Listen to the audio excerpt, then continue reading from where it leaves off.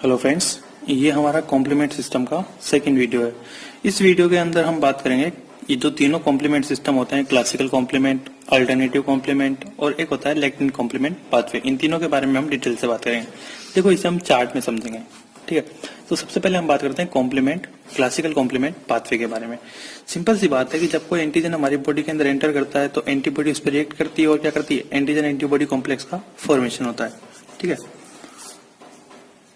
तो सबसे पहले क्या हुआ, ये जो एंटीजन एंटीबॉडी कॉम्प्लेक्स है, ठीक है, ये एंटीजन एंटीबॉडी कॉम्प्लेक्स जो होता है, ये एंटीजन एंटीबॉडी कॉम्प्लेक्स क्या होता है, सबसे पहले मैंने बताया था फर्स्ट वीडियो के अंदर कि इसके अंदर C1 जो कॉम्प्लीमेंट होता है वो एक्टिवेट होता है, ठीक है, और ये कैल्शियम आयन की प्रेजेंस में एक्टिवेट होता है, ठीक है। अब एक चीज ध्यान रखना, C1 है, ठीक है, ये C1 क्या हुआ, एक्टिवेट हुआ,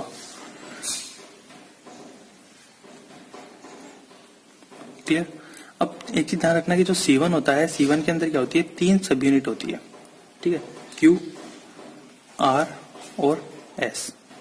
तो ये क्या होती है, सीक्वेंस में एक्टिवेट होती है।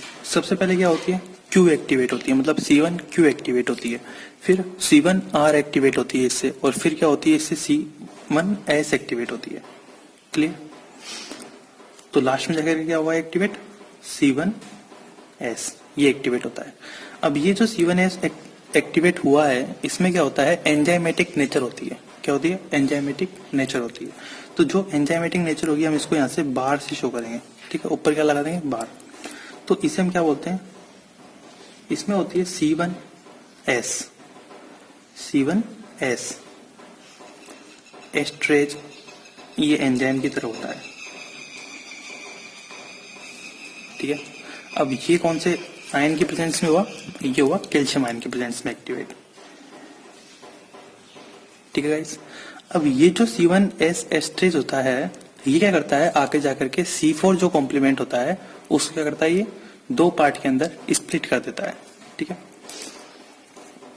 तो ये क्या करेगा, एक्ट करेगा C4 पे, ठीक है, और ये C4 क्या करेगा, 2 पार्ट में डिवाइड कर देगा। एक बांट देगा C4 A के अंदर और एक बांट देगा C4 B के अंदर, ठीक है। अब ये जो C4 B होता है, ये C4 B आगे जाकर किससे एक्ट करता है, इस C1 S से एक्ट करता है। अब मैं यहाँ पे आगे जो है C1 S पूरा नहीं लिखूंगा, ठीक है, एक्चुअली मैं यहाँ पे केवल C1 लिखूंगा, क्योंकि मेन बात तो क्या है, C1 का ही तो पार्ट है CS, S किसका पार्ट है, C1 का ही तो पार्ट है, तो मैं आगे क्या लिखूंगा, ओनली C1 लिखूंगा, ठीक है। तो C4 B जो है इस C1 के साथ क्या करेगा, एक्ट करेगा, ठीक है, और किसका फॉर्मेशन करेगा, और ये बना लेगा C1 4B, ठीक है, C1 और 4B, ठीक है, ये अलग से रह गया C4A, ठीक है। अब ये जो C1 4B जो है, ये C1 4B क्या करता है, आगे जाकर के जो C2 कॉम्प्लीमेंट होता है, इस C2 को क्या करता है, 2 पार्ट के अंदर डिवाइड कर देता है आगे जाकर के, ठीक है, इसको एक्टिवेट करता है और C2 जो है 2 पार्ट में डिवाइड हो जाता है, ठीक है। कौन से पार्ट में, एक हो जाता है C2B और एक हो जाता है कौन सा, C2A के अंदर, ठीक है। अब यहाँ पे क्या था, A वाला पार्ट जो है वो सेपरेट हो गया था, और यहाँ पे जो C2 के केस में क्या होता है कि जो B वाला पार्ट होता है वो सेपरेट हो जाता है, क्लियर। इनके आगे क्या काम है वो भी हम बताएंगे। अब ये जो C2A होता है, इस C1 4B के साथ क्या होता है, एड हो जाता है, और एड होकर क्या होता है, C1 4B और ये क्या हो गया 2A, ठीक है, 2, क्लियर। अब ये जो होता है, ये क्या होता है, इस कॉम्प्लेक्स में क्या होती है, एंजाइमेटिक नेचर होती है, ठीक है। तो इसमें को मैं पूरे को किससे शो करूंगा, बाढ़ लगा दूंगा ऊपर, ठीक है। तो ये जो होता है इसको हम बोलते हैं C3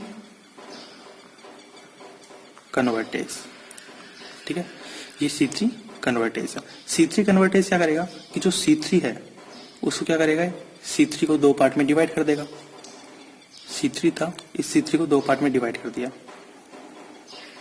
एक बांट देता है ये C3A के अंदर और एक बांट दिया इसने C3B के अंदर, ठीक है। अब जो C3B है ये इसके साथ क्या हो जाएगा, जुड़ जाएगा, और जब ये इसके साथ जुड़ जाएगा तो किसका फॉर्मेशन करेगा, C1 4B, ठीक है। 1 को लिखो तो लिखो, अदरवाइज ना लिखो तो मत लिखो, नॉर्मल भी रह जाएगा, ठीक है। C1 4B 2A और 3B, ठीक है, ऐसे लिख सकते हो।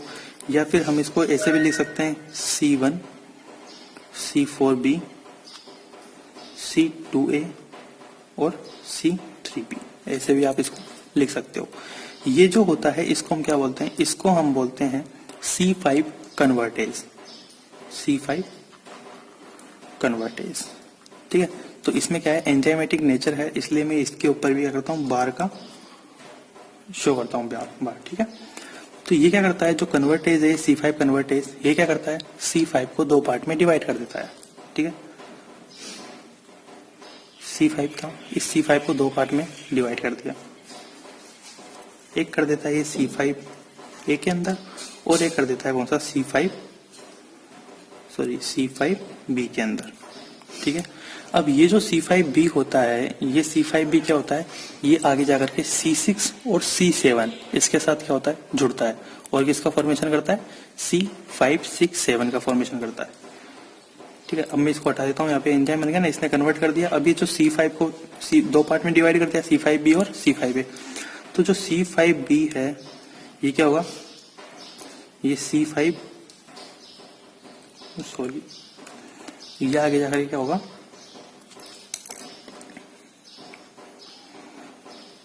यहाँ पे C6 और C7 इसके साथ जुड़ जाएंगे और जुड़ने के बाद क्या बनाएगा, यहाँ पे मेरे पास क्या थोड़ी जगह कम है तो मैं ऐसे लिख रहा हूँ C5B, ठीक है, 6 और 7, ठीक है गाइस।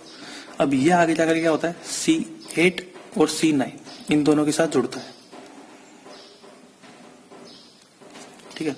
तो ये किसका फॉर्मेशन करेगा, C5B 6, 7, 8 और 9, ठीक है। यहाँ पे क्या क्या जुड़ा था, यहाँ पे जुड़ा C8 और C9, ठीक है, दोनों जुड़ गए, ये बन जाता है। तो इसके अंदर एक चीज ध्यान रखना कि ये वाला जो कॉम्प्लेक्स होता है इसको हम बोलते हैं क्या, इसको हम बोलते हैं मेम्ब्रेन अटैक कॉम्प्लेक्स, ठीक है। यहाँ से जो जुड़ रहा है इसमें होता क्या है, मैं एक्चुअली ध्यान रखना कि जो C5 है, ये C5 क्या C5 ने C5 6 के साथ जुड़ा और 7 के साथ जुड़ा, आगे जाकर ये क्या होता है, ये इस पार्ट से हट जाते हैं और ओनली क्या होता है कि ये जो C9 और C8 है इसको क्या करता है, ये सपोर्ट करता है सेल को लाइसिस करने के लिए, ठीक है। तो ये पूरा क्या है, मेम्ब्रेन अटैक कॉम्प्लेक्स है और ये क्या काम करता है, ये आपकी जो है सेल डैमेज और लाइसिस का काम करता है, ठीक है। जो माइक्रो ऑर्गेनिज्म आया है बाहर से एंटीजन, उसको क्या करता है, डैमेज करने का काम करता है।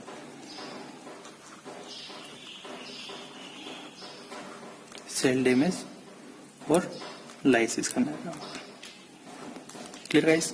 तो ये पूरा जो है हमारे पास सीक्वेंस होता है। अब देखो इसके अंदर क्या है, मैंने एक चीज बताई थी आपको कि ये जो फ्री है, ठीक है, ये जो फ्री है, ये फ्री क्या है, इसमें लिख देता हूं,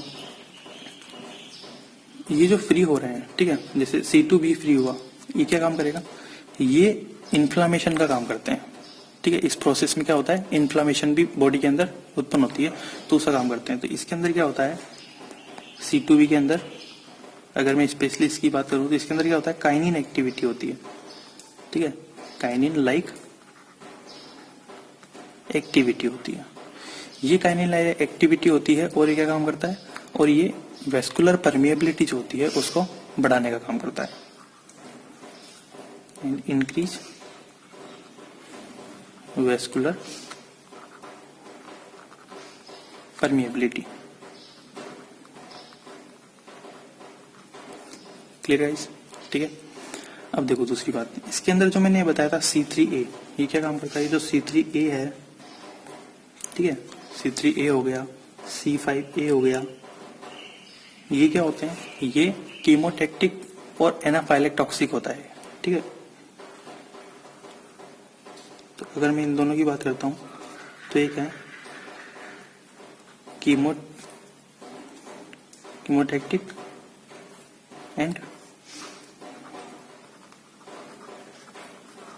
एनाफाइलेक्टॉक्सिक एक्टिविटी होती है इनके अंदर,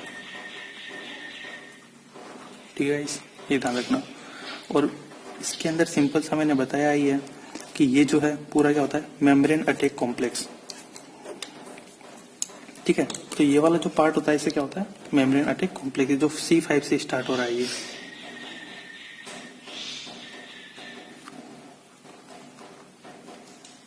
इस पूरे को मिलाकर क्या कहते हैं, मेम्ब्रेन अटैक कॉम्प्लेक्स।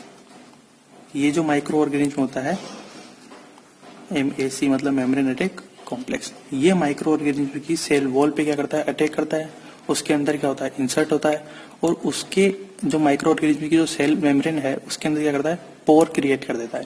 जब ये पोर क्रिएट करता है तो उससे जो सेल के कॉन्स्टिट्यूएंट्स होते हैं वो क्या होते हैं, बाहर आ जाते हैं। ठीक है, तो इस टाइप से क्या करता है, एक्ट करता है। ठीक है, तो एक चीज और ध्यान रखना है यहाँ पे, ये मैं भूल गया था कि जो ये वाली प्रोसेस होती है जिसमें क्या होता है C2 एक्टिवेट होता है, तो यहाँ पे क्या होता है, मैग्नीशियम आयन काम आता है।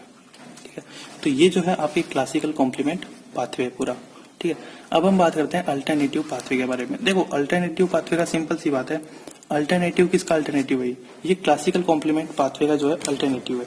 इसके अंदर क्या होता है कि इसके अंदर जो C3 का एक्टिवेशन होता है, देखो अल्टरनेटिव कॉम्प्लीमेंट पाथवे में क्या चीज है कि इसके अंदर जो C3 का एक्टिवेशन हो रहा था, यहाँ पे C3 का, ये किसके माध्यम से हो रहा था, C3 कन्वर्टेज के माध्यम से, बट इसके अंदर C3 का एक्टिवेशन इस कॉम्प्लेक्स के द्वारा नहीं होता है। ठीक है, ये इसकी मेन चीज है अल्टरनेटिव कॉम्प्लीमेंट पाथवे की। तो हम सबसे पहले बात करते हैं कि यहाँ पे एक्टिवेशन कैसे होता है। तो सबसे पहले क्या होता है, इसके अंदर C3b के बारे में बात करता हूँ। C3b क्या होता है, एक्टिवेट। देखो C3b क्या होता है, ये हमारी बॉडी सीरम के अंदर क्या होता है, फ्रीली मूव करता है। ठीक है, बट ये क्या होता है, इनएक्टिवेटेड फॉर्म में होता है, तो इसको हमें एक्टिवेट करना पड़ता है। ठीक है, जब कोई ऑर्गेनिज्म एंटर करता है या किसी दूसरी चीज से, पॉलीसेकेराइड, ये जो मैंने एक्टिवेटर बताया था, जाइमोजेंस, एंडोटॉक्सिन, इनके थ्रू क्या होता है, इसका एक्टिवेशन होता है। तो इनके थ्रू क्या होता है कि जो C3b होता है, ये C3b क्या होता है, एक्टिवेट होता है। ठीक है, और क्या करता है, C3b एक्टिवेटेड फॉर्म में कन्वर्ट हो जाता है। तो मैं लिख देता हूं एक्टिवेटेड बाई पॉलीसेकेराइड। ठीक है, एक्टिवेटेड बाई पॉलीसेकेराइड, ये जाइमोजन किसी के द्वारा भी C3b एक्टिवेट हुआ। अब ये जो C3b होता है ये क्या करता है, ये फैक्टर B के साथ जुड़ता है। ठीक है, फैक्टर B क्या होती है, फैक्टर B एक सीरम प्रोटीन ही होती है। ठीक है, तो फैक्टर B के साथ ये जुड़ता है, प्लस फैक्टर B के साथ जुड़ा। अब ये फैक्टर B क्या है, सीरम प्रोटीन है, और इसको हम क्या बोलते हैं, इसको हम C3 प्रो एक्टिवेटर भी बोलते हैं। क्या बोलते हैं, C3 प्रो एक्टिवेटर। ठीक है, और यहाँ पे लिख देता हूँ कि ये क्या है, सीरम प्रोटीन ही है एक तरीके की। ठीक है, ये इसके साथ जुड़ता है। अब क्या होता है, मैग्नीशियम आयन की प्रेजेंस में क्या होता है, जुड़ता है, और जुड़ करके क्या बनाता है, C3b प्लस कैपिटल B। ठीक है, अब क्या होता है, यहाँ पे आगे आकर के एक और फैक्टर जुड़ता है जो है फैक्टर D। ठीक है, और ये फैक्टर D क्या करता है, इसको दो पार्ट के अंदर डिवाइड कर देता है, C3b।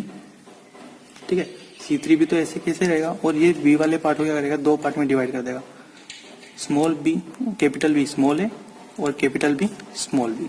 तो इस कॉम्प्लेक्स का क्या होता है, फॉर्मेशन होता है। ठीक है, ये जो फैक्टर D होता है, इस फैक्टर D को हम क्या बोलते हैं, इसका एक और नाम है, जैसे ये फैक्टर B था, इसको क्या बोलते थे, C3 प्रो एक्टिवेटर, और इसका जो नाम होता है वो होता है C3 प्रो एक्टिवेटर कन्वर्टेज, क्योंकि इसने क्या किया, इसको आगे जाकर के कन्वर्ट कर दिया, तो प्रो एक्टिवेटर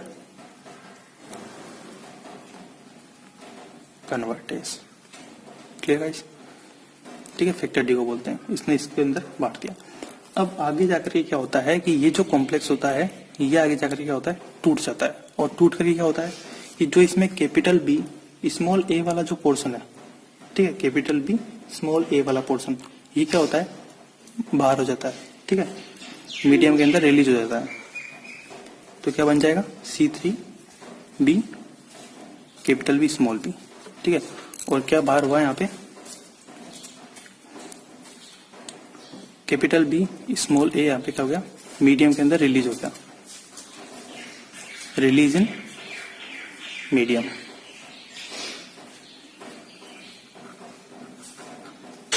ठीक है, रिलीज हो गया मीडियम के अंदर। क्लियर, ये वाला पोर्शन। तो बचा क्या, सिर्फ ये वाला। अब ये वाला जो पार्ट है इसको हम बोलते हैं C3 कन्वर्टेज। क्या बोलते हैं, C3 कन्वर्टेज। तो इसके अंदर क्या है, एंजाइम एक्टिविटी है, तो हम क्या करेंगे, इसके बार से शो करेंगे। क्लियर, बार लगा दिया यहाँ पे, तो एंजाइम एक्टिविटी हो गई। तो इसको हम क्या बोलेंगे, ये है हमारे इसके अंदर C3 कन्वर्टेज।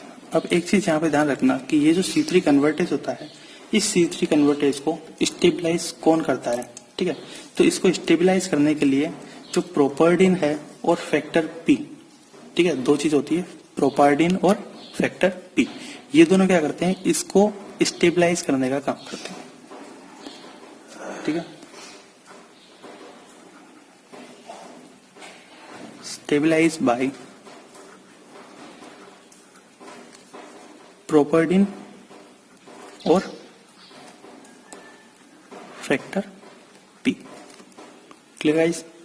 अब देखो ये C3 कन्वर्टेज क्या करेगा, C3 कन्वर्ट करेगा, मतलब C3 को आगे जाकर क्या करेगा, दो पार्ट के अंदर डिवाइड कर देगा। C3 को क्या कर दिया, इसने दो पार्ट में डिवाइड कर दिया, C3A और C3B। अब जो सेम यहाँ पे चल रहा है C3B, ठीक है, C3 कन्वर्ट हो गया ना यहाँ पे C3B। अब ये पूरा प्रोसेस सेम टू सेम किसके अंदर चलेगा, इसके अंदर चलेगा यहाँ से। तो C3B क्या होगा, आगे जाकर के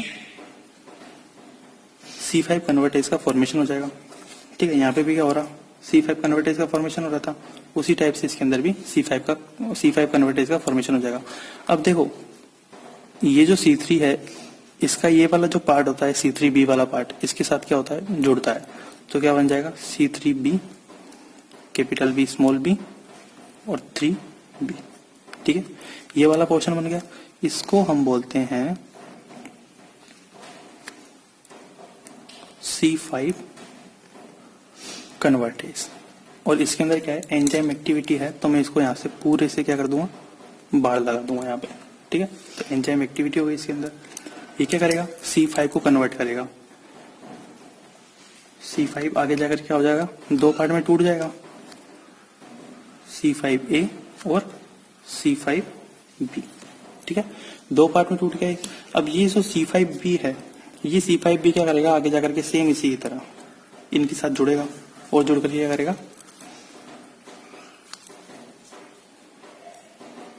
C5B जो है C6, C7, C8 और C9 इनके साथ जुड़ करके क्या करेगा, C5B 6, 7, 8, 9। यहाँ पे B भी लिख सकते हो या फिर नॉर्मल 5 भी लिख सकते हो। ठीक है, C5 भी लिख सकते हो। तो इसका फॉर्मेशन करता है। तो ये जो है पूरा, ये क्या है, ये हो गया हमारे पास कौन सा, मेम्ब्रेन अटैक कॉम्प्लेक्स। देखो मेम्ब्रेन अटैक कॉम्प्लेक्स का मतलब होता है कि सेल मेम्ब्रेन पे अटैक करेंगे। किस पे अटैक करेंगे, सेल मेम्ब्रेन पे। ठीक है, मैकेनिज्म मैंने आपको बताई है कि पोर क्रिएट कर देता है उसके अंदर। तो ये हो गया हमारे पास मेम्ब्रेन अटैक कॉम्प्लेक्स। ठीक है, अब इसके अंदर, ठीक है, और ये क्या करेगा, आगे जाकर के सेल को लाइसिस कर देगा। ठीक है, अब देखो इसके अंदर मेन चीज ये है, अल्टरनेटिव पाथवे में आपको देख रहा होगा कि यहाँ पे कौन कौन से वेक्टर काम नहीं आ रहे। ठीक है, इसके अंदर तो सारे 9 के 9 फैक्टर काम आए थे, C1 से लेके C9 तक, बट इसके अंदर जो है पूरे फैक्टर काम नहीं आते। तो कौन कौन से काम नहीं आते, वो इंपॉर्टेंट है। C1 काम में नहीं आ रहा है यहाँ पे, C4 काम नहीं आ रहा और एक C2 काम नहीं आ रहा। ठीक है, नॉट कंज्यूम्ड। क्लियर, इस पाथवे के अंदर। और एक चीज और था कि इसको अल्टरनेटिव पाथवे क्यों बोलते हैं, क्योंकि इसके अंदर क्या होता है, activation of C3, activation of C3 without participation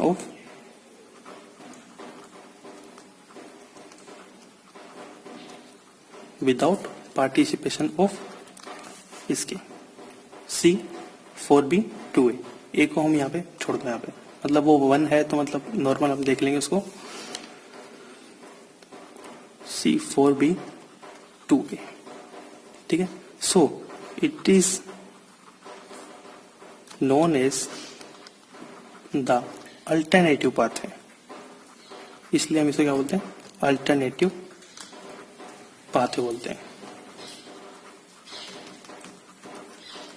ठीक है गाइस, ये क्लियर हो गया। तो ये हमारे जो है दो कॉम्प्लीमेंट पाथवे हो गए, क्लासिकल कॉम्प्लीमेंट पाथवे और अल्टरनेटिव कॉम्प्लीमेंट पाथवे। अब हम बात करते हैं लेक्टिन कॉम्प्लीमेंट पाथवे के बारे में। ठीक है, अब हम बात करते हैं लेक्टिन कॉम्प्लीमेंट पाथवे के बारे में। देखो, ये लेक्टिन कॉम्प्लीमेंट पाथवे जो होता है ये बिल्कुल हमारे जो क्लासिकल कॉम्प्लीमेंट पाथवे होता है उसी की तरह होता है, बट इसके अंदर एक थोड़ा सा फर्क है, वो आपको ध्यान रखना। पहले तो हम ये बात करते हैं कि जो लेक्टिन होता है वो क्या चीज होती है। देखो, लेक्टिन जो होती है क्या होती है, प्रोटीन होती है। तो मैं यहाँ पे लिख देता हूँ कि जो लेक्टिन है, ये लेक्टिन होती क्या है, लेक्टिन जो है ये क्या है, प्रोटीन। ठीक है, प्रोटीन होती है। Clear guys. दूसरी बात, इसके अंदर एक चीज ध्यान रखना कि ये जो लेक्टिन कॉम्प्लीमेंट पाथवे होता है, ये लेक्टिन कॉम्प्लीमेंट पाथवे क्या होता है, ये अगर मैं इसकी मैकेनिज्म की बात करूं तो मैकेनिज्म तो किसकी तरह होती है, वो तो होती है क्लासिकल कॉम्प्लीमेंट पाथवे की तरह। मतलब ये काम कैसे करता है, स्टेप कैसे बढ़ती है, वो तो कैसे बढ़ती है, क्लासिकल कॉम्प्लीमेंट पाथवे की तरह। बट अगर हम इसके एक्टिवेशन की बात करें तो एक्टिवेशन इसका किसकी तरह होता है, वो होता है हमारे अल्टरनेटिव कॉम्प्लीमेंट पाथवे की तरह। मतलब एंटीजन एंटीबॉडी कॉम्प्लेक्स जो होता है वो इस कॉम्प्लीमेंट पाथवे को एक्टिवेट नहीं करता। दूसरी चीज जो होती है वो क्या करती है, एक्टिवेट करती है। अभी क्या एक्टिवेट करती है हम आपको बताएंगे। ठीक, तो जो लेक्टिन कॉम्प्लीमेंट पाथवे, एलसीपी किसे लिखता हूं मैं, लेक्टिन कॉम्प्लीमेंट पाथवे। ठीक है, तो मैकेनिज्म तो क्या है,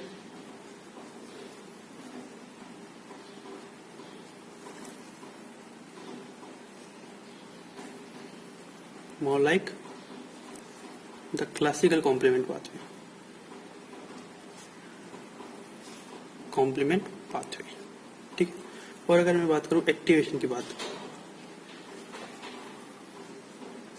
तो एक्टिवेशन किसी तरह होता है, लाइक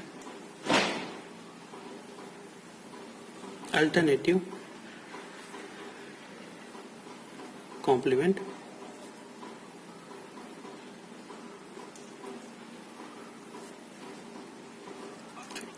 क्लियर गाइस, ये चीज समझ आ गई।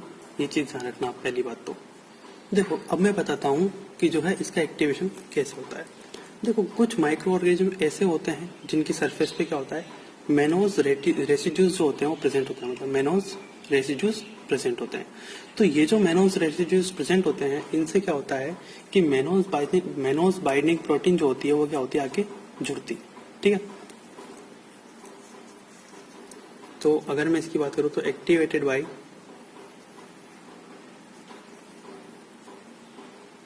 Binding of mannose binding lectin. ये जो लेक्टिन है इसे क्या होता है, मेनोज बाइंडिंग लेक्टिन है। ठीक है, मेनोज बाइंडिंग लेक्टिन, इसको क्या बोलते हैं, MBLB बोलते हैं। ठीक है, मेनोज बाइंडिंग लेक्टिन।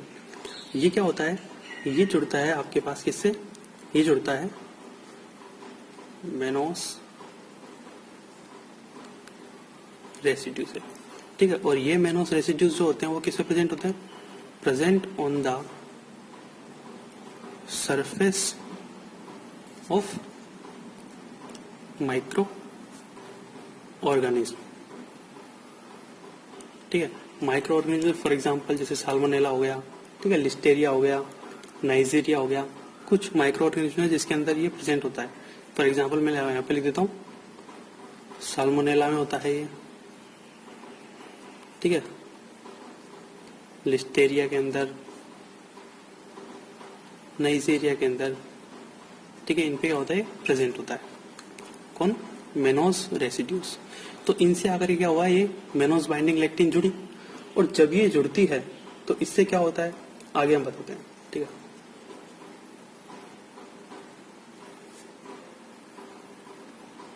तो इसके जुड़ने से क्या होता है कि जो स्पेसिफिक प्रोटीएज होते हैं, क्या होते हैं, प्रोटीएज। तो प्रोटीएज जो होते हैं वो एक्टिवेट होते हैं। तो मैं यहाँ पे लिखता हूँ MASP, ये क्या है, प्रोटीएज। MASP1 एंड MASP2 ये क्या होते हैं, एक्टिवेट हो जाते हैं। ठीक है, क्लियर। अब ये एक चीज ध्यान रखना कि ये जो MASP1 है और MASP2 है, ये क्या है, प्रोटीएज है, ये एक्टिवेट हुए। और ये किसकी तरह होते हैं, ये उसकी तरह होते हैं जो C1Q कॉम्प्लेक्स आपने पढ़ा था क्लासिकल कॉम्प्लीमेंट पाथवे में, उसकी तरह ये क्या होता है, कॉम्प्लेक्स होता है। ठीक है, तो ये C1Q की तरह होता है। अब ये जो एक्टिवेट हुआ है, ये क्या करता है, आगे जाकर के C4 जो है उसका क्या करता है, क्लीवेज कराता है। जो C4 कंपोनेंट होता है उसका क्या करता है, क्लीवेज कराता है, C4A और C4B। अब देखो यहां से सेम क्या चालू होता है, क्लासिकल कॉम्प्लीमेंट पाथवे जो है उसकी सेम रिएक्शंस चालू होती है। तो मैं यहाँ पे पूरा नहीं लिखूंगा, ये आप देखना। देखो यहाँ पे मैंने बताया था ना, C1 एक्टिवेट हुआ, C1 एक्टिवेट हुआ तो इसके अंदर क्या था कि जो C1 है वो किसको, C4 को एक्टिवेट करता है। अब यहाँ पे C1 तो होता नहीं है इसके अंदर लेक्टिन कॉम्प्लीमेंट पाथवे में, यहाँ पे होता क्या है, यहाँ पे एक्टिवेट होता है जो स्पेसिफिक प्रोटीएज होते हैं, जैसे MASP1 है, MASP2 है, ये एक्टिवेट हुए। और इनके एक्टिवेट होने से क्या होता है, ये क्या करते हैं, C4 का क्लीवेज कराते हैं। ठीक है, और सेम रिएक्शंस जो इसके अंदर आ रही थी, सेम की सेम ये रिएक्शंस किसमें आती है, लेक्टिन कॉम्प्लीमेंट पाथवे में होती है। ठीक है गाइस, तो मैं यहाँ पे लिख देता हूँ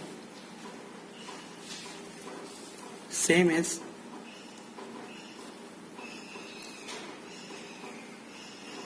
क्लासिकल